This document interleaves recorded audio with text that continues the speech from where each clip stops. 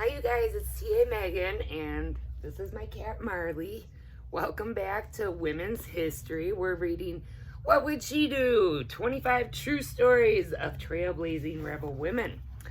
Now yesterday we learned about Frida Kahlo, the Mexican artist. So if you missed that, please go back and learn about her. She was amazing and has beautiful artwork. Okay, let's see if I can get these dreadlocks out of my way. And we're going to learn about Rosa Parks, civil rights superstar. When Rosa Parks was born, parts of the U.S. were segregated, which meant that black and white people did many everyday things apart from each other that were separate. Can we start over? Because Marley's biting me and being extra. Do you see this? Why are you biting me? Here we go. We're starting over. Rosa Parks, civil rights superstar.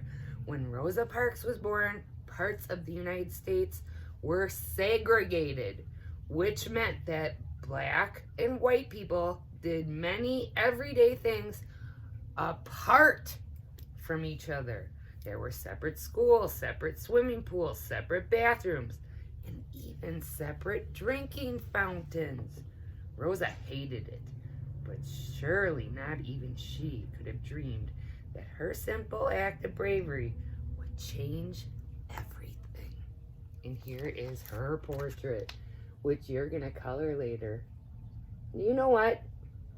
If you can imagine her at age 13, she looks a lot like our friend Talea. Very beautiful. All right, let's read more about her. Her full name is Rosa Louise Macaulay Parks. She was born February 4, 1913 and died October 24th, 2005 at the age of 92. Her nationality was American and her profession was civil rights activist. After Rosa Parks' parents split up when she was just 2 years old, she grew up with her brother and mother on her grandparents' farm.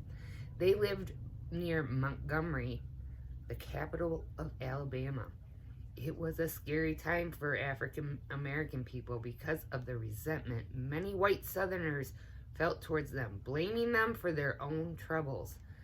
Thousands of African Americans were lynched,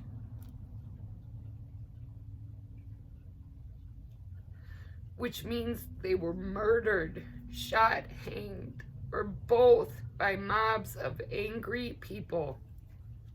Sorry, it's horrible. Rosa heard of these crimes, and meanwhile she was bullied by their children while her own grandfather once stood up to the Ku Klux Klan, a group of white supremacists. I'm sorry, I'm very emotional. It's hard to read these words out loud. At school, Rosa studied hard.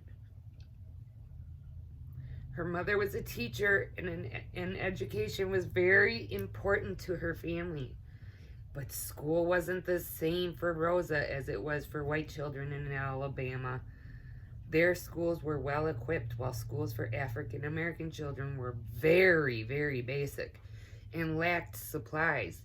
But even though Rosa had to leave school early to care for her grandmother and then her mother, she worked so that she could afford to go back to school and graduate from high school. Well, that is very admirable.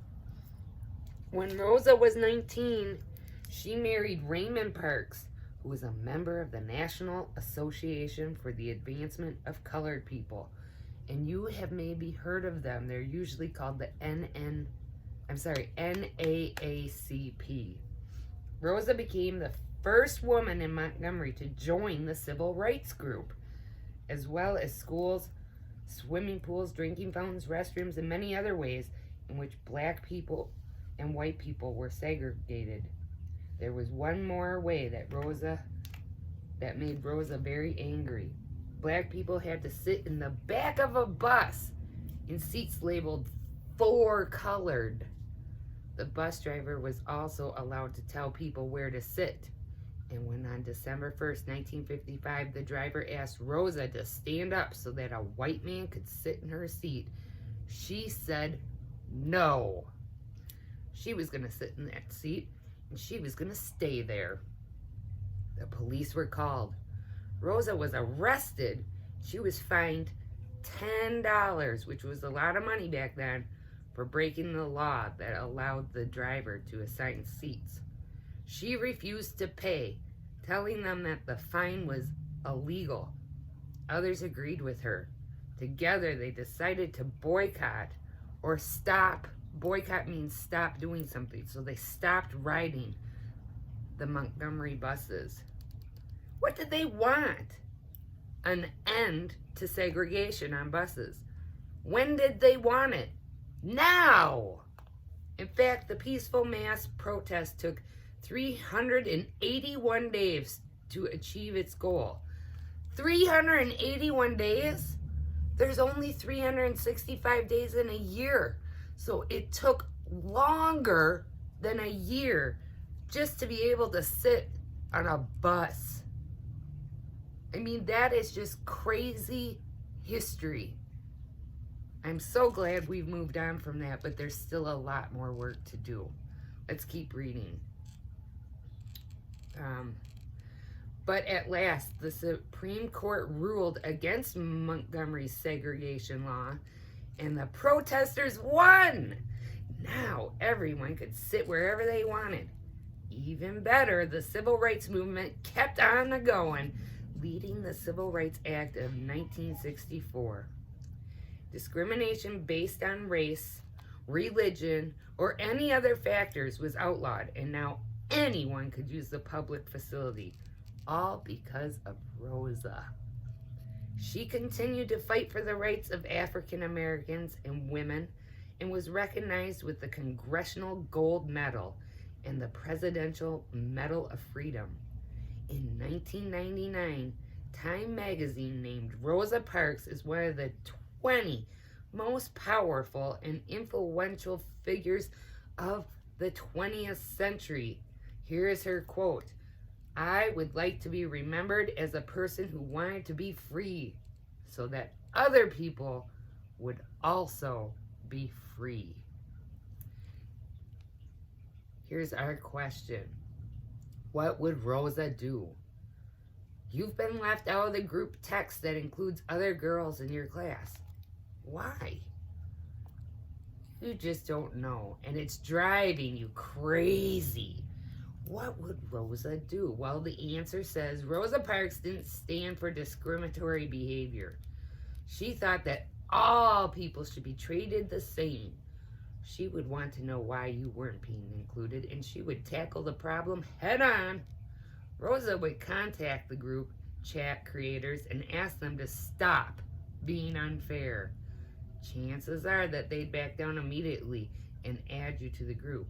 But if they didn't, she'd protest, and she'd make herself be heard. Wow. Sorry I got emotional, but that woman went through so much so that others could have simple rights that you and I didn't even know were rights, because we are allowed them today because of people like her. Thank you, Rosa. And on Monday when you come back to school, we're going to learn about Dr. Jane Goodall, the champion of chimps. Yep, she's a special person, and I know I'm enjoying this women's history studies with you, and I hope you are too. All right, you guys, have a great day, and I will see you on Monday with more women's history. Bye-bye.